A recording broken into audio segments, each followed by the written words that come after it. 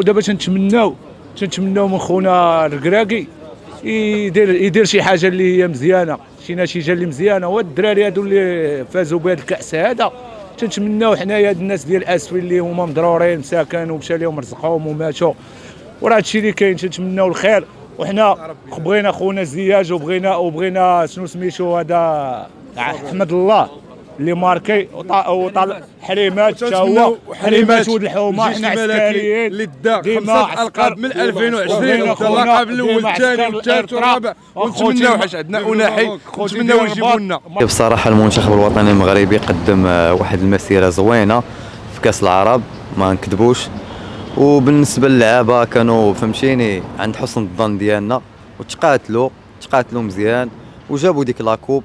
غير هي من واحد الناحيه كاينين بزاف ديال الانتقادات اللي صراحه هما في محلهم، وكان خاص شويه ديال المراجعه في هذا الشيء هذا، حيت الناس بحال هاد الانتقادات هادو بالنسبه للناس اللي يلاه تشوفوا رحمه الله عليهم، بالنسبه للناس ديال فاس، بالنسبه للناس ديال اسفي، هاد الفاجعه هادي ما من عند الله سبحانه وتعالى. خصنا ندعيو معاهم.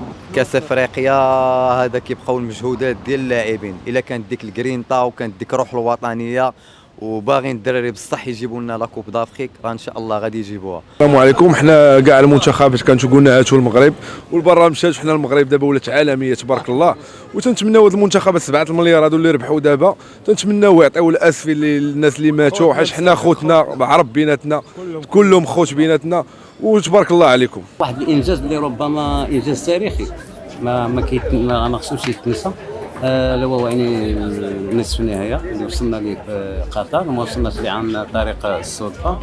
وبالنسبه لهذا الكاس هذا نرجعوا للنقطه الاساسيه اللي هو ان شاء الله نتمنى نفوز به، لان منذ 1976 ما فزناش به، اللهم باستثناء وصف البطل 2004 مع عبد الزكي، ومن نهار دريسكو ب 76 ما ديناش. ونتمنى ان شاء الله الكاس يكون من نصيب المنتخب المغربي. وما ننساوش بان صراحه المنتخبات الافريقيه فالمنتخبات ما بقاش منتخب صغير، جميع المنتخبات كبار، تكون جديه وما يكونش الغرور.